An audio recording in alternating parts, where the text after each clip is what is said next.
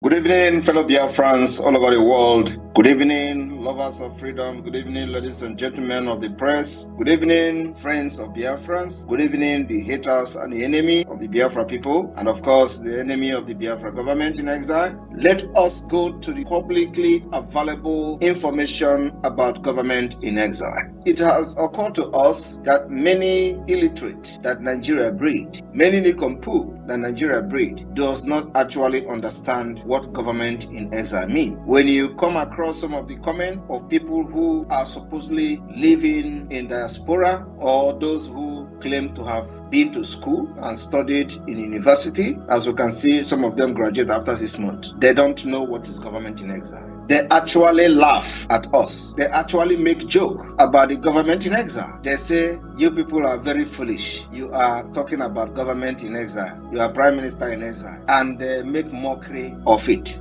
And it is quite very surprising that people who claim to be human beings doesn't actually have brain. It is not even very hard for these people to have gone to Google, at least to check, even if it is not accurate information, but at least to get themselves educated about what is government in exile. They don't know, and they continue to fool themselves on social media. However, our government in exile is not just ordinary government in exile that we have seen before. This government in exile is a well-packaged government in exile that has met every international standard, better than any other government in exile that has ever existed. With the propaganda, the blackmail, and difficulties because of the interests of the multinational corporation that are milking the future of the indigenous people in Nigeria. Those who understand government in exile are panicking. And another thing is that the people they are following are actually crying in their houses, in their offices, when they close their door. But the idiots who call themselves Nigerians, when you hear their comment or when you read their comment, soon hand will touch you. I don't know when this soon is going to come. Soon hand will touch you. Why is DSS still allowing this boy to be posting on social media? What is Nigeria government doing? If they tell you what they have done to stop Simon Ekpa, you will go shamelessly hiding your face, because this government you are saying that what are they doing have done everything humanly possible to stop Simon Ekpa. They cannot stop me.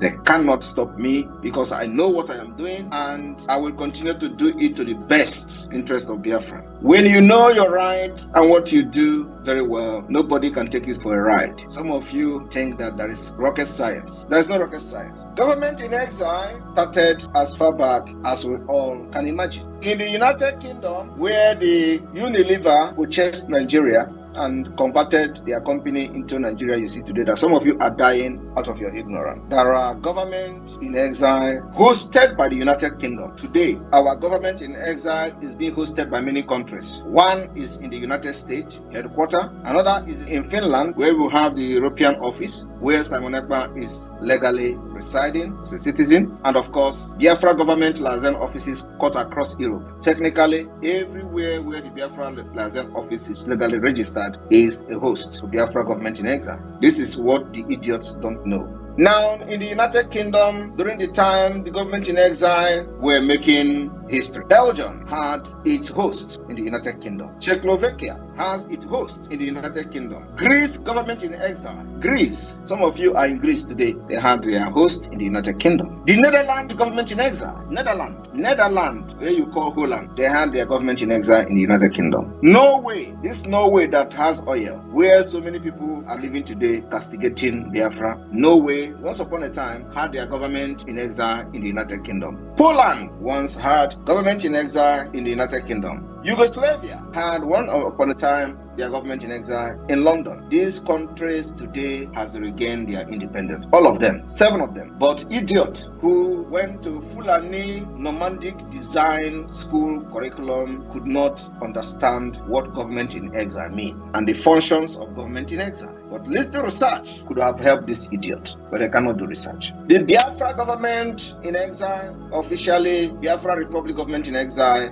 has taken every responsibility of government for the interest of Biafra people. We are legitimate government of a sovereign state. The independence of Biafra were declared in 1967. After that, many who fought for Biafra independence went on exile and remained there. What we did now is to restore the exile government of Biafra. In 2023, the Biafra exile government was restored. I want people to pay attention to what I'm saying tonight, because knowledge is power. In 2023, between March and April, the Biafra government in exile was restored, and today it has given birth to what is happening and what is to happen. After Nigeria and Britain connived, starved Biafrans to death, forced them to surrender, and lied to them that Biafrans are going to be reintegrated into Nigeria. It was a lie. Seized all their property, all their money, and gave them 20 pounds, irrespective of whatever you have in your account. That moment, Biafra government flee into exile. And there they remain in exile until this day. What we did was to restore it. We've restored it. Many of the Biafran soldiers today are living in the United States. After the war, they all left. Many of them are still alive. Many of them have still bullet wounds on their legs. Those people who left and today are residing in the United States or other part of the world are the government themselves. They carried it and they left Nigeria. This new generation, of which Simon Ekpa is very proud to be part of. Many of you are very, very proud to be part of this generation that did not let the Fulani terrorists or the Islamic State and Caliphate destroy your future. We have come and we restored it in exile. Now we are transiting and gradually stepping up the game to restore the lost independence of Biafra, using the Biafra government in exile. And today we can proudly and boldly say that we are semi-sovereign state. Semi-sovereign state in the sense that we are yet to have full control of the entire territory of Biafra, because government houses are still there, barracks under Nigeria are still there, police posts and police stations under Nigeria are still there. So for that reason, we remain semi-sovereign state. And because we are unable to exercise the legal power controlling the Biafra land, administering justice and all that, because we are yet unable to do that, that's why we reside in exile. At the same time, we have been able to set up the de facto government in the homeland, which make it a semi-sovereign state. While Nigeria is operating illegally their government in Biafra land, because we have given every Biafran son and daughter that is serving Nigeria a vote of no confidence. All of you witnessed that vote of no confidence organized by the Biafra government in exile. Everything is documented. We gave them vote of no confidence backed with over 2 years and a half civil disobedience, sit at home civil disobedience, and the other several civil disobedience or sit at home that we have used to delegitimize and gave them vote of no confidence. It is recorded, documented, and the facts and figures are there. Nigeria government has done everything to stop the sit at home. And even those who claim to be fighting for Biafra, they say sit at home is bad, sit at home is this, because they do not know what we are doing, using sit at home to do. They do not know the reason why everybody must sit at home to delegitimize Nigeria. They don't know where we are going to use it. They say some people are suffering, but those who understand freedom fighting knows that it is the least you can suffer, sitting at home. Today, we are going to use the sit at home. It is one of the biggest assets we have against Nigeria, to show to the world that Biafra rejected Nigeria and they are not loyal to the Nigeria appointed representative within Biafra threat. This is a case that is very strongly in our own side. The evidence are everywhere. All the governors in Biafra land, especially in the hinterland of Biafra, have cried. They have done everything.